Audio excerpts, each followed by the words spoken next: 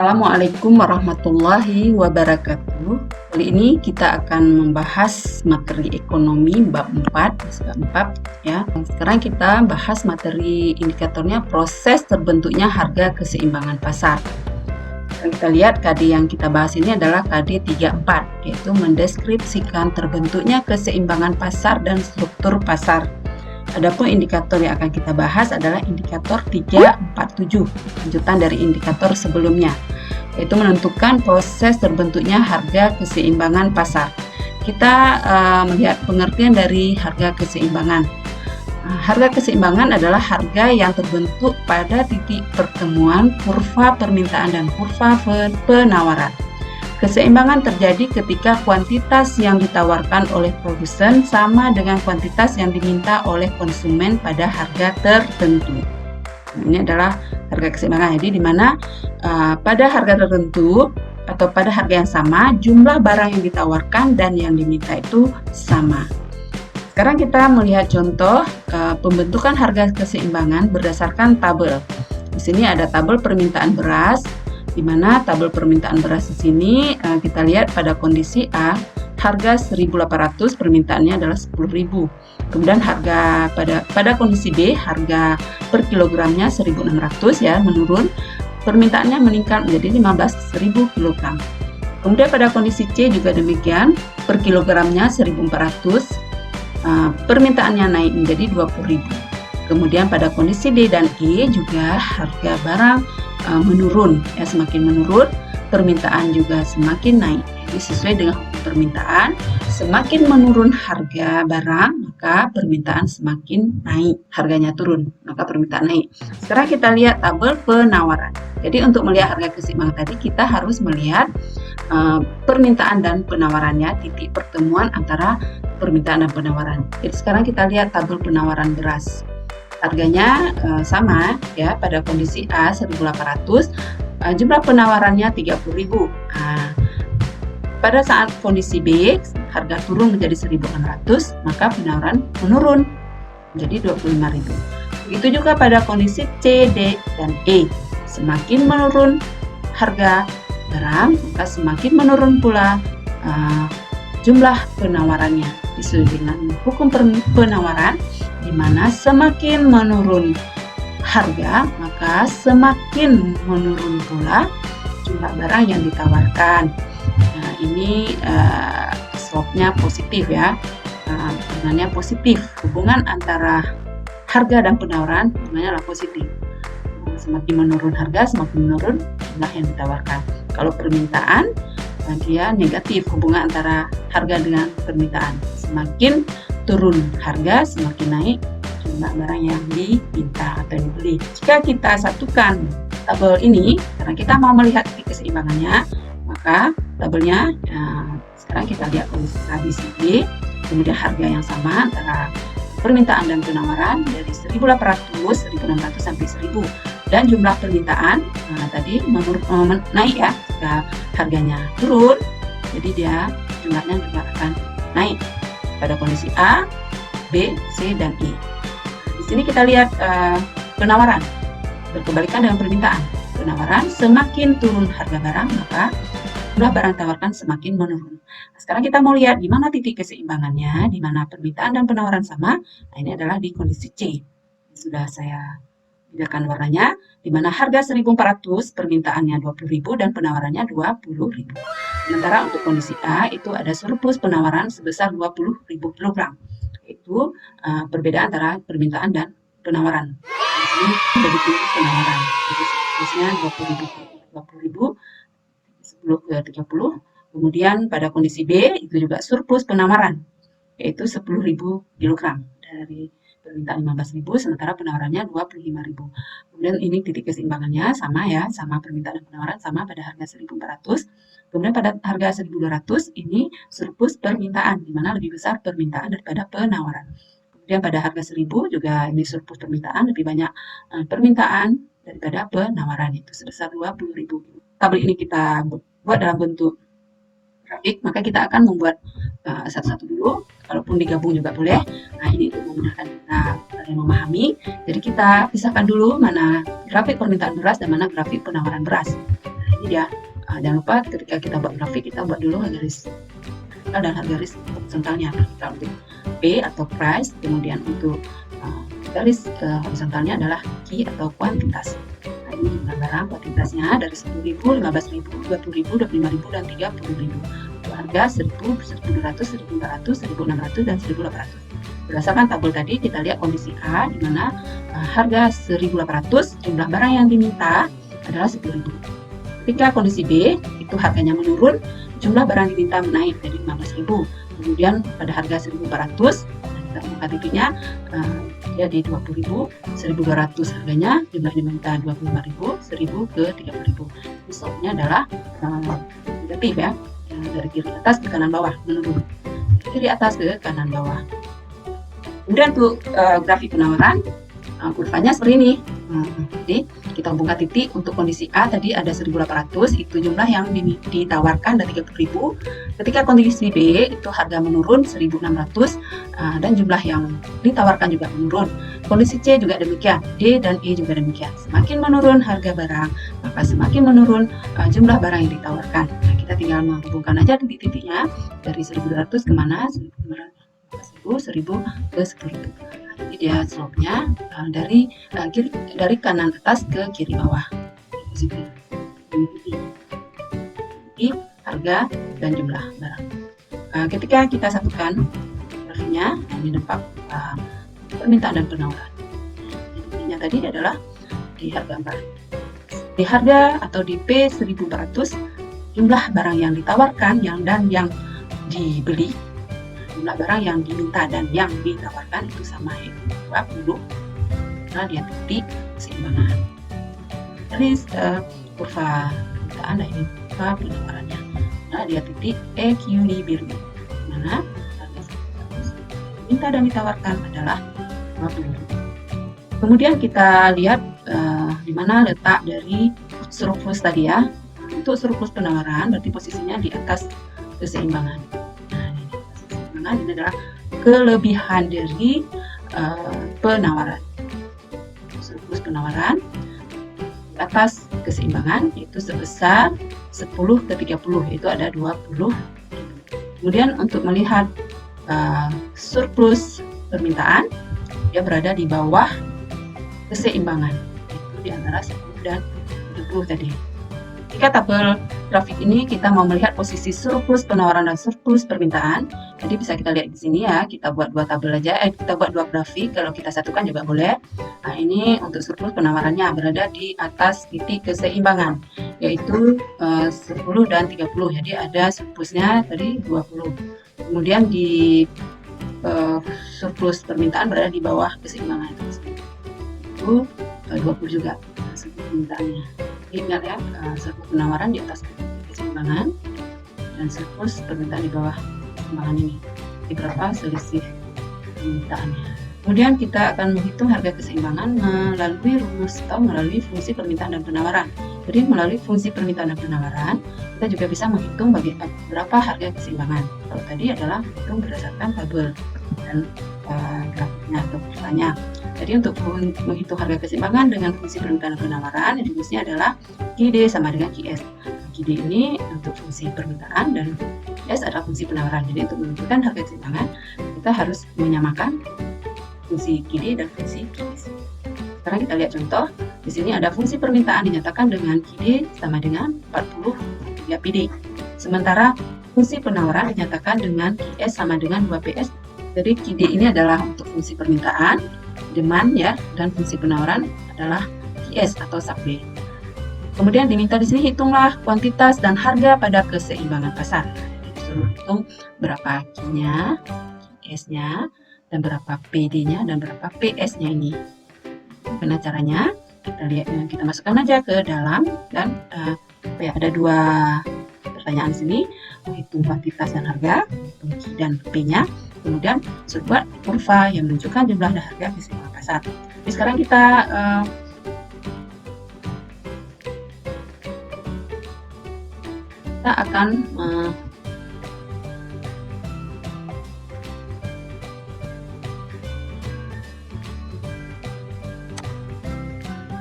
kita akan melihat cara menghitung menghitung cara menentukan berapa harga keseimbangan dan berapa harga keseimbangan dan berapa jumlah keseimbangannya, berapa yang diminta dan ditawarkan. Ini dari fungsi QD tadi ya. Ini ya, itulah kuantitasnya. Ini ada jawabannya. Kita masukkan ke dalam rumus. Tadi rumus keseimbangan adalah QD sama dengan QS. Kita masukkan fungsi dari QD. Berapa fungsi QD tadi? Ini dia 40 kurang 3 PD. 40 kurang 3 PD sama dengan QS-nya 2 PS kurang 5. Dan kita sederhanakan lagi. 40 ini kita yang ada variabel kita satukan dengan yang ada variabel. Yang ada ini 40 kali 5 ini bawa kemari. Ini maaf, ini bukan min ya, ini plus sebenarnya ya. Ini sebenarnya plus ya, karena ini kan min dibawa ke sisi kiri menjadi plus. 40 plus 5 bisa dibetulin enggak? 40 plus 5 sama dengan 2 PS. Yang ini dibawa kemari menjadi, ini kita masukkan 40 kurang 3 PD untuk persamaan atau fungsi PD-nya sama dengan QS yaitu 2 PS kurang 5. Kita samakan yang ada variabel dengan ada variabel, yang tidak dengan yang tidak. Sini ada angka 40, min 5 di sisi kanan bawa ke kiri menjadi plus ya. Plus 5 sama dengan 2 PS ini min 3 PD bawa ke kiri ke kanan menjadi plus ya, 2 PS plus 3 PD, sehingga bentuknya menjadi 40 tambah 5 jadi 45 sama dengan 5P, 2 tambah P. Kemudian karena kita mau hitung berapa variabel P, maka variabel P ini kita bawa ke kiri 5P karena sama-sama kita jadi tidak berubah ya, tidak berubah bentuknya, tetap 5P sama dengan ini 45 kembali, kemudian P nya aja adalah 45 bagi 5 jadi harganya adalah 9. Ini harga keseimbangannya. Kemudian untuk melihat apakah di harga 9 ini jumlah barang ditawarkan sama dengan jumlah yang diminta, maka kita harus memasukkan angka 9 ini ke masing-masing persamaan ini tadi fungsinya. Sekarang kita mau masukkan ke fungsi permintaan. ID sama dengan 40 kurang 3 PD. Kemudian QD-nya adalah 40 kurang 3 kali P-nya. P-nya adalah 9 tadi ya, 9. Kemudian QD-nya menjadi 40 kurang 27 39 jadi 13. Untuk fungsi QS-nya atau fungsi penawarannya, ini penawaran tadi ini dia di soal QS sama dengan 2 PS kurang 5, maka kita masukkan harga P itu 9, 2 kali 9 kurang 5 jadi 16 kurang 5 yaitu 13. Inilah dia titik kesimpulan di mana jumlah barang ditawarkan sama dengan jumlah yang jumlah barang diminta sama dengan jumlah yang ditawarkan. 13 ya. Sekarang kita mau buat kurvanya. Jadi kalau kita mau kurva, kita buat tabel dulu biar kita bisa menghubungkan titik-titik antara berapa P dan berapa Q. Sekarang kita melihat tadi pada saat Q-nya 40, P-nya adalah 0. Nah, ya. Kalau kita masukkan ke dalam persamaannya 40 kurang 3 kali 0, berarti Q-nya adalah 0. Ketika Q-nya 0, maka P-nya akan diperoleh 13,5. Jadi caranya masukkan aja angka Q ini di sini 0, 40 kurang 3 PD, 3 PD-nya bawa ke sisi kiri, 3 PD sama dengan 40, dan PD-nya aja 40 bagi 3, 13,5. Untuk QS-nya berarti titik yang menghubungkan Q jika dia 40, P-nya adalah 0. Jika Q-nya 0, P-nya adalah 13,5. Sementara untuk QS tadi ya, QS tadi fungsinya adalah 2 PS kurang 5. Dimana kalau Q-nya min 5, ini ya, pada saat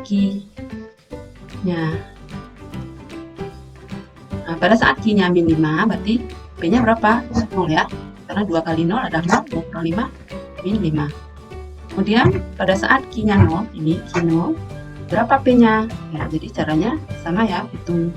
Ini kita masukkan ke dalam atau disebutkan ke dalam persamaan ini 0 sama dengan 2 PS 5, berarti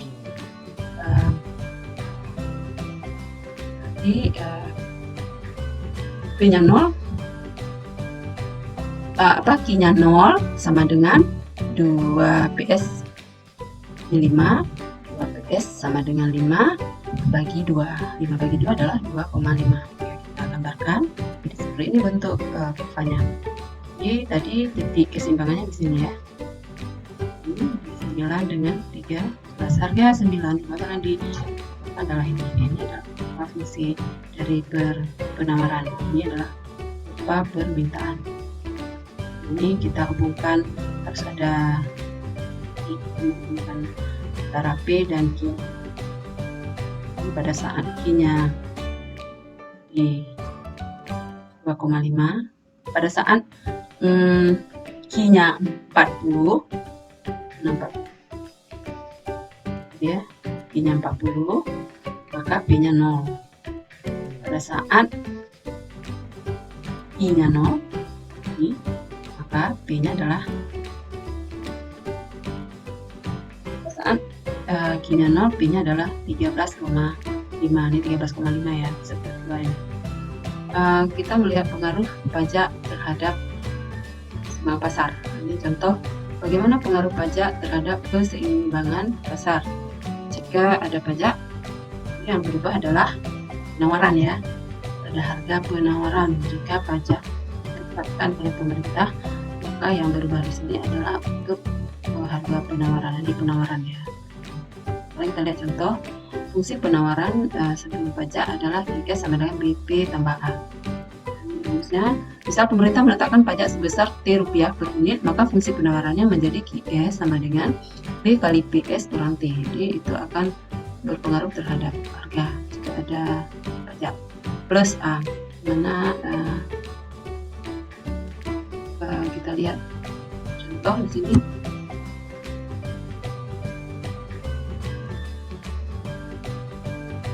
Contoh bagaimana pengaruh pajak pada keseimbangan. Ini contohnya, contoh soal jika fungsi permintaan QD sama dengan 60 kurang 3 PD dan fungsi penawaran QE sama dengan 2 PS kurang 10, tentukan berapa harga kuantitas keseimbangan sebelum pajak ya, dan berapa harga dan kuantitas keseimbangan setelah pajak. Jadi kita jawab dulu untuk keseimbangan sebelum pajak. Kita sama seperti tadi, kita masukkan persnya QD sama dengan QS atau PD sama dengan PS. Ini masukkan fungsi QD 60 kurang 3 PD sama dengan yang tadi 2 PS kurang 10. Yang kita samakan, jadi kita samakan aja variabel yang kita tahu sisi ini. Min 3 PD, pindahkan 2 PS ke sisi kanan menjadi min 2 PS. Sama dengan 60 ini kita pindahkan ke sisi kanan menjadi min 60 kurang 10 ya. Kemudian min 3 PD kurang min 2P itu jadi min 5P. Ini harganya ya, nggak ada pengaruh DS-nya. Ini adalah untuk harga tadi, harga keseimbangan. Kita satukan aja P-nya. Min 5P sama dengan min 70 dari min 60 plus min 10. Ini adalah 14. Kemudian dari P, dari setelah kita ketahui besarnya harga keseimbangan, kita masukkan atau spesifikasikan ke salah satu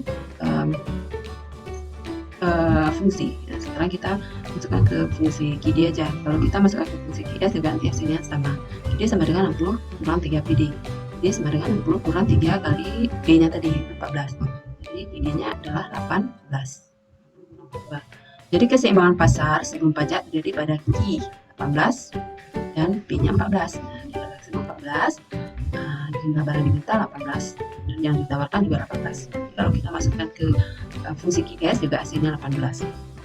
Kemudian kita lihat fungsi penawaran sebelum pajak. Kita lihat lagi selanjutnya kita lihat harga kuantitas keseimbangan setelah pajak. Nah, jadi kalau kita mau menghitung berapa harga keseimbangan setelah pajak, kita rubah dulu fungsi penawarannya.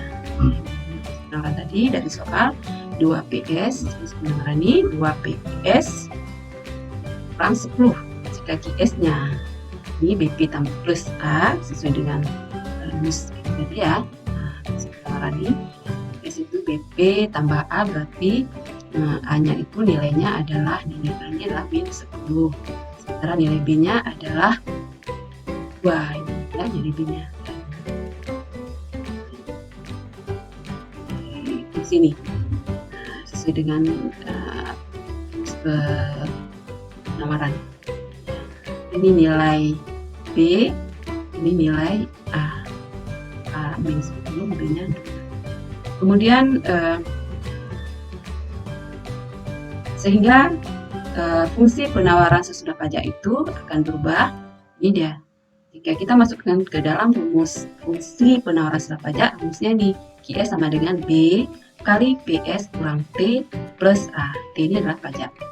Jadi rumusnya menjadi QS sama dengan 2 nilai B, PS kurang nilai T tadi pajak ya 5 sesuai di soal tadi. Nah, jika pajak dikenakan 5, jika pajaknya 5. Maaf, di soal tidak terlampir tadi ya. Pajaknya 5. Ini sebenarnya ada soalnya tadi pajaknya 5. Jika pajaknya dan pajak ditetapkan oleh pemerintah 5 berapa 5 rupiah pajaknya, berapa harga keseimbangan setelah pajak, berapa jumlah permintaan penawaran setelah pajak. Ini dia S sama dengan B untuk penawaran setelah pajak, PS kurang T plus A. PS-nya 2, B tadi 2, PS-nya belum ada nilai karena ini yang akan kita cari. Itu kurang 5 T-nya pajak, kurang 10 nilai A. Nilai A itu min 10, jadi ini nggak ada pengaruh plus ini ya. Jadi tetap dia min plus ini. Jadi PS-nya menjadi 2 kali PS, 2 PS, 2 kali 5, 2 kali min 5, min 10, kemudian ini min 10. Jadi PS-nya berubah, hasilnya menjadi 2 PS kurang 20. Nah, jadi kalau sebelum pajak ini dia QS-nya 2 PS kurang 10, setelah pajak jadi 2 PS kurang 20. Jadi pajaknya di sini 5. Nah, ini sebenarnya pajaknya ini ada di soal. Berapa pajak ditetapkan itu ada di soal. Jadi keseimbangan setelah pajak sama seperti kita menghitung keseimbangan pajak juga, rumusnya QD sama dengan QS. Cuma di sini QS-nya sudah berubah fungsinya. Nah, ini PS kurang 20, kalau tadi 2 PS kurang 10. Jadi masukkan lagi persamaan fungsi permintaan dan persamaan fungsi penawarannya. Sehingga ini caranya sama, yang variabelnya sama disatukan dengan yang sama, tidak ada variabel disatukan. Ini 60 min 2 dipindahkan ke sisi kiri menjadi plus 20, kemudian 2 PS min 3 PD pindah ke kanan jadi plus 3 PD, kemudian 80, 60 tambah 2 ada 5P, dari 3 tambah 3, kemudian 5P, karena kita mau menghitung P, posisikan 5P nya di sisi kiri dan 8P nya di sisi kanan. Jadi P nya aja adalah 80 bagi 5 nya 12. Oke, kita cari ya, ini jika kita mau melihat berapa jumlah barangnya, QD dan QS-nya, jadi kita substitusikan lagi harga ini ke fungsi ini, ke fungsi permintaan, salah satu fungsi, atau boleh juga dua-duanya untuk membuktikan apakah pada harga 16 jumlah yang diminta dikeluarkan sama. Nah, ini bisa sama dia. Kalau kita masukkan ke dalam fungsi permintaan, maka Q-nya atau jumlah setelah pajak itu 12. Pada harga setelah pajak 16, maka jumlah yang diminta setelah pajak ada 12 dan jumlah yang ditawarkan setelah pajak juga 12. Jadi demikian penjelasan kali ini. Jika ada kesulitan dalam memahami materi bisa ditanyakan atau di kolom komentar kita, lebih langsung guru yang bersangkutan, dan semoga bermanfaat dan bisa dijadikan sebagai bahan ajar. Assalamualaikum warahmatullahi wabarakatuh.